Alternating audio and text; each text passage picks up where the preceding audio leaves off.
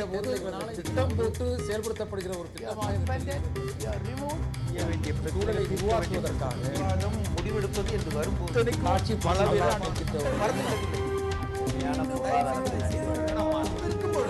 எதிர்த்து பேசிட்டு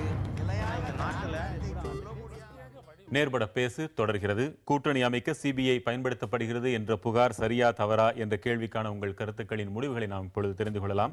புகார் சரிதான் என்று 77% பேரும், புகார் தவறு என்று 23% பேரும் தங்கள் கருத்துக்களை பதிவு செய்திருக்கின்றனர். கோபண்ணா, சிபிஐக்காக இப்ப நீங்க வாதாடுற மாதிரி தெரியுது. சிபிஐ நாங்கள் யாரும் குறிப்பிட முடியாது, உச்சநீதிமன்றத்தின் வழிகாட்டுதல் தான் செயல்படுது, நீதிமன்றங்கள் தான் அப்படி. சிபிஐ ஒரு கூண்டு கிளியாக இருக்கிறது அந்த உச்சநீதிமன்றம் தானே சொல்லிச்சு, ஏன் சொன்னது? இல்லை, அதான் அவங்க எப்படின்னா சில வழக்குகளில் சில நடவடிக்கைகளை வேகமாக எடுக்கவில்லை என்று சொல்லி சிபிஐ மீது சில அப்சர்வேஷன், நீதிமன்றங்களில் அப்சர்வேஷன் தான் அவங்க சொன்னாங்களே தவிர அப்படிலாம் விமர்சனம் செய்வது, நீதிமன்றமே அது விமர்சனம் கூட நியாயம் கிடையாது. அதுக்கு அதுதான் பொருளா திரு ரகுத்தமன்? அதாவது கூண்டுக்கிளின்றது அந்த சுப்ரீம் கோர்ட்டினுடைய வார்த்தையை D Mukherjee, former additional director and DGP Tamil Nadu அவர்கள் ஒரு புக்கு எழுதியிருக்கிறாரு. அவர் சிபிஐயில் வந்து 1/3 ஆஃப் அவருடைய 2/3 ஆஃப் சர்வீஸில் ஐபிஎஸ் ஆஃபீஸராக இருக்கும்போது சிபிஐயில் நிறைய சர்வ் பண்ணியிருக்காரு. அவர் எழுதின புக்கு என்னென்னா CBI headquarters misery or mystery அப்படின்னுட்டு போட்டு அந்த கவர் பேஜில் பார்த்தீங்கன்னா ஒரு கூண்டு போட்டு அதில் கிளி வச்சுருக்க மாட்டாங்க, சிபிஐனுடைய எம்ப்ளமே அதில் இருக்கும். இதுதான் இந்த சுப்ரீம் கோர்ட் ஜட்ஜ்மெண்ட்டுக்கு ஒரு விதமான ஒரு இதாக கூண்டு கிளி அப்படின்ற ஒரு காயின் வர்றதுக்கு முன் உதாரணமாக இருந்தது. இரண்டாவது, அந்த கூண்டாகப்பட்டது இந்த பொலிட்டிக்கல் தான் மெயின். ரெண்டாவது வந்து அந்த கூண்டு கிளியை வேலை செய்யாமல் விடுறது, இதை ஆக்டிவேட் பண்ணுறது, நீ வந்து இது பண்ணு அது பண்ணுன்றது அந்த பொலிட்டீஷியன் ஆக்ட்.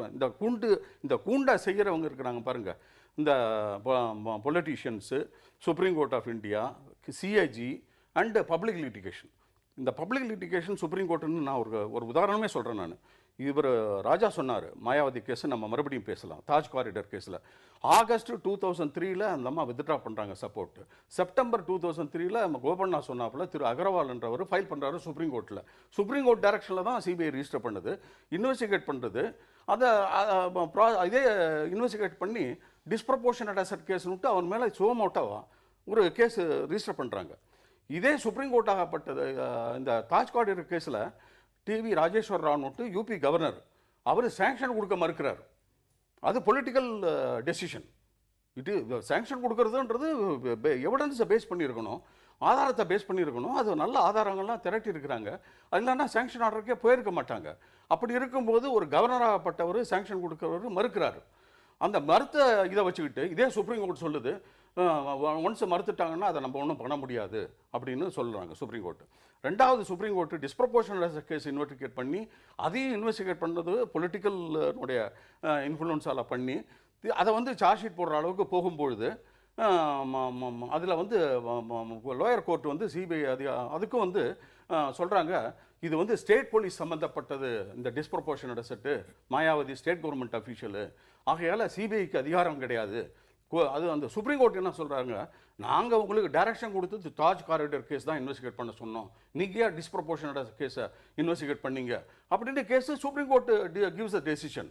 ஸோ நீதித்துறையாகட்டும், அரசியல் கவர்னன்ஸ் ஆகட்டும், இது ரெண்டும், இந்த இன்டெலிஜென்ஸ் பியூரோ, இந்த சிஐஜி இந்த 2Gன்றது சோ மெனி க்ரோர்ஸ்ன்றாங்க. ஒரு நோஷனல் லாஸ். இந்த நோஷனல் லாஸை வச்சுக்கிட்டு ஒரு கேஸ் நாங்கள் இன்வெஸ்டிகேட் பண்ணும்போது அது வரவே வராது. ஆகவே இன்வெஸ்டிகேஷன்றது எவிடன்ஸ் பேசிஸில் தான் நாங்கள் போவோம். அப்படி போகும்போது இந்த சாங்ஷனை தான் ஒரு முக்கியமான டூல். என்னை பொறுத்தவரையில் அந்த சாங்ஷன் கவர்மெண்ட்டுக்கு யாரும் கவர்னருக்கு கொடுக்கக்கூடாது. எப்பொழுது ஒரு இன்வெஸ்டிகேஷன் சரியாக நடக்கிறதோ அதை வந்து லீகல் ஆஃபீஸர்ஸ் வெட் பண்ணி எவிடன்ஸ் இருக்குன்னு சொன்ன பிறகு எந்த அதிகாரிக்கும் அந்த சாங்ஷன் பவர் தேவையில்லைன்றது தான் என்னுடைய வாதம். வெங்கட், நான் இந்த விவாதத்தை வந்து இன்னும் கொஞ்சம் நீங்கள் விரிவுபடுத்தி பார்க்கணும்னு விரும்புகிறேன். எப்படின்னு கேட்டிங்கன்னா, இப்போ நம்ம சிபிஐ வந்து பயன்படுத்தப்படுகிறதா இல்லையா நம்ம விவாதிக்கும் பொழுது அதை வந்து நம்ம போலீஸாக நம்ம பார்க்குறோம். Basically it's a police force. அப்படி பார்க்கும் பொழுது வந்து இப்போ மாநிலத்தில் இருக்கக்கூடிய அந்தந்த ஆளும் கட்சிகள் வந்து உளவுத்துறையை வந்து தங்களுக்கு தேவையான கட்சிகளை வளைப்பதற்கு பயன்படுத்துறாங்களா இல்லையான்றதையும் நம்ம விவாதிக்கணும். இப்போ ஐயா ரகோத்தமன் ஐயா அவங்க சொன்ன மாதிரி வந்து இன்டெலிஜென்ஸ் பியூரோ என்ன மாதிரியான டர்ட்டி ட்ரிக்ஸ்லாம் பண்றாங்க நமக்கு தெரியும். அப்ப இதெல்லாம் யார் கட்டுப்படுத்துறது? வெறும் சிபிஐ மட்டும் ஏன் சொல்றீங்க? அப்ப லோக்கல் போலீஸோட ரோல் என்ன, ஸ்டேட் கவர்மெண்ட்ஸ் இதில் என்ன பண்ணிட்டு இருக்காங்க? ஆகவே இதை நம்ம விசாரிக்கும் பொழுது நம்ம இன்னும் என்ன பார்க்கணும்னு பார்த்தீங்கன்னா, அல்டிமேட்லி வந்து போலீஸ் ரிஃபார்ம்ஸ் வராத வரைக்கும் இதுல எந்த விதமான மாற்றமும் வரப்போறது கிடையாது.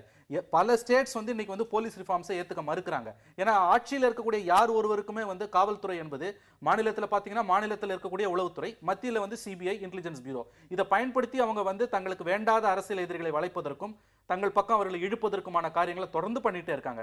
ஆகவே வந்து ஒரு போலீஸ் ரிஃபார்ம்ஸ் வந்து நமக்கு தெளிவா ஒரு வளர்ந்த ஜனநாயக நாடுகள்ல டெவலப்டு டெமோக்ரசிஸ் சொல்லுவோம் இல்லையா, அந்த நாடுகளில் இருக்கக்கூடிய ஒரு போலீஸ் ரிஃபார்ம்ஸ் வராத வரைக்கும் இந்த பிரச்சனைகளுக்கெல்லாம் எந்த விதமான தீர்வுமே கிடைக்காதுன்னு தான் நான் நம்புறேன். திரு வீரபாண்டி, சிபிஐ மட்டுமல்ல வருமான வரித்துறை போன்ற எத்தனையோ அமைப்புகளும் தவறாக பயன்படுத்தப்பட பெரிய வாய்ப்புகள் இருக்கின்றன. ஆரம்பத்திலேயே சொல்லிட்டேன். நான் சொன்ன இப்படி இந்த கருத்தோட்ட உடையவங்க தான் நம்மளை எல்லாரும் புறக்கணிப்பாங்க. இந்தியா அரசியல் ஜனநாயகம் வளர்ந்த அளவுக்கு சமூக ஜனநாயகமோ பொருளாதார ஜனநாயகமோ அல்ல நீதித்துறையாகட்டும் சட்டத்துறையாகட்டும் இங்கே ஜனநாயகம் வளரல. கடைகோடி மக்களுக்கு இன்னும் அந்த நீதி கிடைக்கல. தவறு நினைக்கக்கூடாது. நம்ம தலைவர் கோபண்ணா அவர்கள் அவர் ஒரு நல்ல சிந்தனையாளர், நல்ல தலைவர். ஆனால் ஒன்றும் இல்லை, ஜெகன்மோகன் ரெட்டி இருக்கார்ல ஆந்திராவில், தந்தை இருந்தபோது இருந்த சொத்து தான் அது. தந்தை இறந்த பிறகு சிபிஐ நடவடிக்கைக்குள்ளாக்குறாங்க. அவர் என்ன சொல்கிறாரு? அந்த கட்சியில் இருக்கிற நேற்று வரை இருந்த காங்கிரஸ் தலைவர்கள் என்ன சொல்கிறாங்க? நீதி தவறுகிறது சிபிஐன்னு தான் சொல்கிறாங்க. வளைக்க முடியும், வளைக்கிறார்கள். ஆனால் பெருமளவில் வளைக்க முடியாது இருக்கு. இது போன்ற ஒரு அரசியல் விழிப்பு, நாடாளுமன்ற ஜனநாயக முறை, விவாத முறைகள், அறிஞர்கள், மக்கள் விழிப்பு மேலோங்குகிற காரணத்தினால் அது குறைகிறது வேணாலும் சொல்லலாம். வளைக்க முடியாதுன்னு சொல்லாதீங்க. நம்மளால் உறுதியாக சொல்ல முடியும், சிபிஐ இன்னும் சுயேட்சையாக அது செயல்படுமையானால் இந்தியாவில் பதுங்கி இருக்கிற பணங்கள் குறித்தெல்லாம் தகவல் அவர்களுக்கு தெரியுமே. அதே சமயம் மாயாவதி பிஜேபியின் மேல சொல்ற குறைகளை கூட காங்கிரஸ் தரப்பிலிருந்து இவர்களே கூட அதை ஏத்துக்க மறுக்கிறாங்களே, அதை நீங்க எப்படி பாக்குறீங்க? அதை ஏன் ஏத்துக்க மறுக்கிறாங்கன்றதான் தெரியல. ஒரு பொதுவா பார்க்கணும், கட்சின்னு பார்க்காம. அதாவது கட்சிக்காக வாதிடுவது வேறு, அது இயல்பா வாதிட்டு தான் ஆகணும். சேர்த்து அரசு நிறுவனங்களுக்காக வாதிடக்கூடாது. ஏன்டா நம்ம ஓரா கமிட்டி அது திருமதி காந்தி காலத்தில் போடப்பட்டதுதான். நம்முடைய நாடாளுமன்ற ஜனநாயகம் தான் உலகத்தில் சிறந்தது. இதற்கு ஏன் நெருக்கடி வருது அப்படின்னா, அரசியல்வாதிகளால் மட்டுமல்ல, அரசு அதிகாரிகளாலும் வருகிறது, சமூக விரோதிகளாலும் வருகிறது. இந்த கூட்டணிக்கே வித்திடுவது அரசு அதிகாரிகள் தான். இந்த ரொம்ப அதிகாரம் உள்ளவர்கள் குறித்த ஒரு வாதம் தேவைப்படுகிறதா? எனக்கு கருத்து. ஏன்னா அரசியல் கட்சிக்காச்சும் பனிஷ்மெண்ட் இருக்கு, தண்டனைகள் இருக்கு. 5 ஆண்டுக்கு ஒரு முறை அவர்களை புறக்கணிக்க முடியும், முற்றிலுமாக தோற்கடிக்க முடியும் இல்லைங்களா? நாடாளுமன்ற சட்டமன்றத்தை கூட தொட முடியாத ஒரு தண்டனையை மக்களால் தர முடியும். இந்த ஐபிஎஸ் ஐஎஃப்எஸ் அதிகாரிகளுக்கு யார் தருவது? நீங்கள்லாம் கூடியெடுத்தது தானே பெரும் விளைவாய் போச்சு.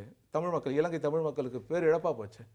இன்னைக்கு கூட நீங்க நேரம் இருந்தால் வர ஒரு நிமிடம், ஒரு செகண்ட். திரு ராஜா, ஏறத்தாழ 73 ஆண்டுகால பாரம்பரியம் கொண்ட இந்த சிபிஐ இப்படியெல்லாம் பெயர் புழங்குகிறது என்று வருத்தமாக இருக்கிறது. நீதிமன்றத்திற்கு எங்களுக்கு தன்னாட்சி தாருங்கள்னு மத்திய அரசோட சேர்ந்து மல்லு கட்ட வேண்டிய நிலைமைக்கு இன்னைக்கு சிபிஐ இருக்குது. சுதந்திரமாக அதற்கு ஒரு முழுமையான ஒரு தன்னாட்சி கொடுத்தால் இந்த பிரச்சனைகள் எல்லாம் தீரும்னு நீங்க உறுதி கொடுக்க முடியுமா? இல்லை, சிபிஐக்கு தன்னாட்சி கொடுக்கறது சூழ்நிலையை இம்ப்ரூவ் பண்ணும். இன்றைய விவாதத்தினுடைய கிரக்ஸே பிஜேபி மாயாவதி மீது கேஸு போட்டது சரியா தப்பாங்கிறது இல்லை, அரசியல் காரணங்களுக்காக பயன்படுத்தினோமா என்றால் இல்லை. ஆனால் பல்வேறு சந்தர்ப்பங்களில் அது பயன்படுத்தப்பட்டு வருகிறது. நானி பால்கிவாலா சொன்னார், it is not the constitution that has filed, it is those who have handle the constitution has filed the constitution. அதாவது இந்த நாட்டில் அரசியலமைப்பு சட்டத்தையே அதை கையாண்டவர்கள் தான் தோல்வியுறை செய்து விட்டார்கள். ஆகவே தனி மனிதன் திருந்தணும். அது எல்லாருக்கும் நம்முடைய அதிகாரத்தை நான் வளைஞ்சு கொடுக்க மாட்டேன் என்கின்ற எண்ணமானது அந்த பொறுப்பில் இருக்கிறவங்களுக்கு இருந்தால் புதிதாக ஒரு சட்டமோ அல்லது சீரமைப்போ வர்றதுக்கு முன்னாடியே கூட சரியாக செயல்பட முடியும். ஆனால் அப்படிப்பட்ட சூழ்நிலை இல்லை. சின்னா சொல்கிறார், நான் செய்தேன், கொண்டு போய் காட்டினேன், உச்ச நீதிமன்றம் சொல்லியும் அதை நான் ஏன்னா உச்ச நீதிமன்றம் தெளிவாக சொன்னது, நீங்கள் யாருக்கும் காட்டாமல் நேரடியாக கோர்ட்டுக்கு கொண்டு வரணும்னு. பட் அவர்கள் அங்கே கொண்டே காட்டினார்கள். ஆகவே இன்னைக்கு என்னன்னு சொன்னால், திமுக வெளியில் போகிற வரைக்கும் மேக்சிஸ் டீலை தொடவே இல்லை. இப்போ அதை திருப்பி தூசி எடுத்திருக்காங்க இவ்வளோ வருஷம் கழித்து.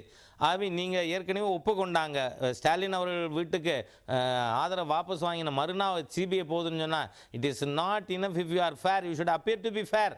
ஆகவே அந்த ஒரு நாசுக்கு கூட இல்லாமல் சிபிஐயை இந்த அரசாங்கம் பயன்படுத்துகிறது என்பது உண்மைதான். அது இப்போ தமிழ்நாட்டில் தெரிஞ்சு போயிடும். திமுக காங்கிரஸ் கூட்டணி வருமானால் இந்த வர்ற 15 நாளில் சிபிஐ சரியான முறையில் காங்கிரஸ் கட்சி சரியான இடத்துல பயன்படுத்தி இருக்கு என்று நாம் தெரிந்து கொள்ள முடியும். ஆதரவு அதிகமாக பெற முடிந்ததா? எங்க கூட்டணியிலிருந்து எல்லாம் வெளியேறி இருக்காங்க. நாங்கள் யாரும் இந்த சிபிஐ பயன்படுத்தி யாருக்கு எதிராகவோ ஆதரவாகவோ பயன்படுத்தலை. இதுதான் உண்மையான நிலை. இந்த நிலக்கரி விஷயத்தை சொல்கிறாரு. ஒரு அஃபிடவிட்டு ஸ்டேட்டஸ் ரிப்போர்ட் கொடுக்குறாங்க நிலக்கரி துறையில். அதில் சம்பந்தப்பட்ட அதிகாரிகள் சிபிஐ அதிகாரியோடு பேசி அந்த அறிக்கையை தயாரிக்கிறார்கள், அறிக்கையை பார்க்குறாங்க.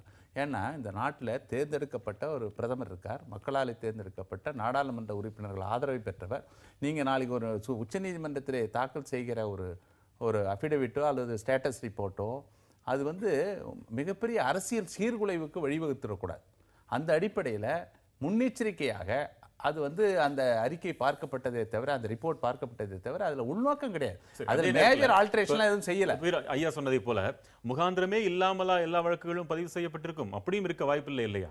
இல்லை, சொத்து குவிப்பு வழக்கு இல்லை, நான் முற்றிலுமே எல்லாம் நம்ம தவறுன்னு சொல்ல வரல. நீங்கள் அடிப்படையில் வளைக்க முடியுமா முடியாதா?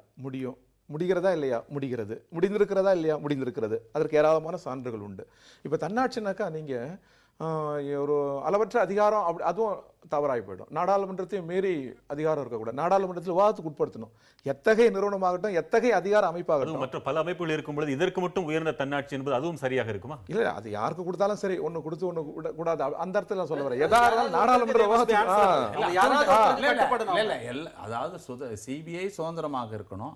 அதே நேரத்தில் அக்கௌண்டபிலிட்டி அவங்க யாருக்கும் கட்டுப்படாதவர்களாக இருந்தால் இந்திய ஜனநாயகத்தில் அது மிகப்பெரிய முதல்ல இருக்கிற கட்டுப்பாடுகள் இருந்து வெளியில வர வேண்டும். அப்புறமா தான் யாருக்கும் கட்டுப்படணுங்கிறது திருப்பி மீண்டும் விவாதிச்சுக்கலாம். உங்களோட வருகைக்கு மிக்க நன்றி. மற்றும் ஒரு நேர்பட பேசு நிகழ்ச்சியின் வாயிலாக மீண்டும் சந்திக்கலாம். வணக்கம். திட்டம் போட்டு செயல்படுத்தப்படுகிற ஒரு சூழலை உருவாக்குவதற்காக முடிவெடுப்பது என்று வரும்போது ஆட்சி பல